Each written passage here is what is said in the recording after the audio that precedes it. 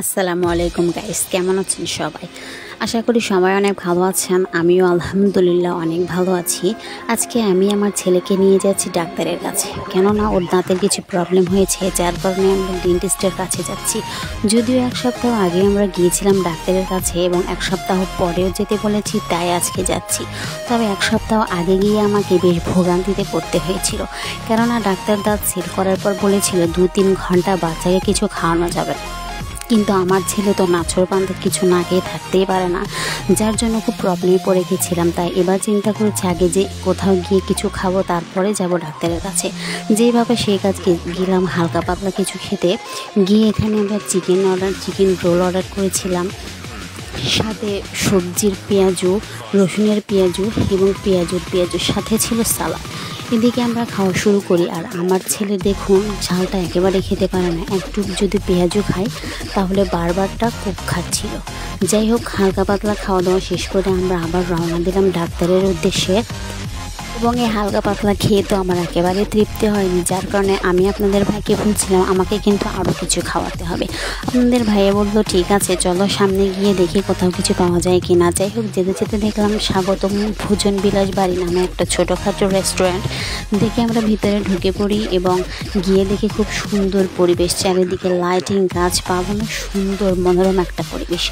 গিয়ে আমরা একটা বার্গার অর্ডার করেছিলাম আমাদের ছেলের জন্য, যদিও সে বার্গার খেতে খুবই পছন্দ করে।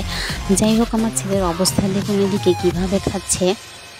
তো যাই হোক, ওর খাওয়া দেখে ওর বাবা ওকে একটু বার্গারটা ঠিকমতো ধরে খাওয়ার জন্য হেল্প করতে চাচ্ছিল, কিন্তু বেচারা সেও নিজ ভোগান্তিতে পড়ে যায়, কেননা বার্গারটা এমনভাবে 4 ভাগে বিভক্ত করা ছিল যে কোন পাশ থেকে ধরবে এবং খাবে কিছু বুঝতে পারছিল না।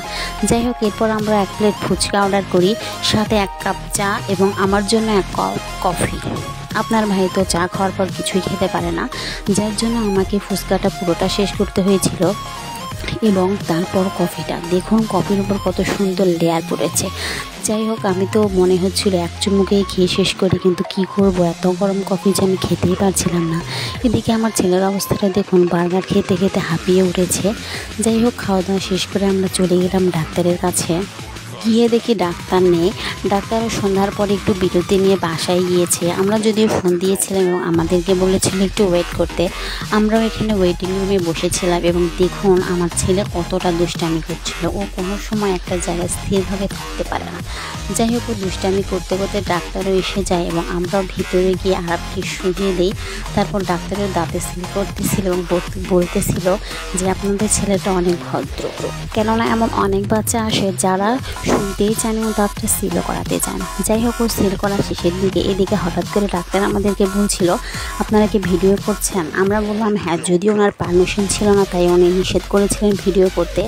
যাই হোক, এর কারণে পরবর্তীতে আমরা ভিডিও কন্টিনিউ করতে পারিনি। যাই হোক, সবাই ভালো থাকবেন, সুস্থ থাকবেন। আজকের ভিডিও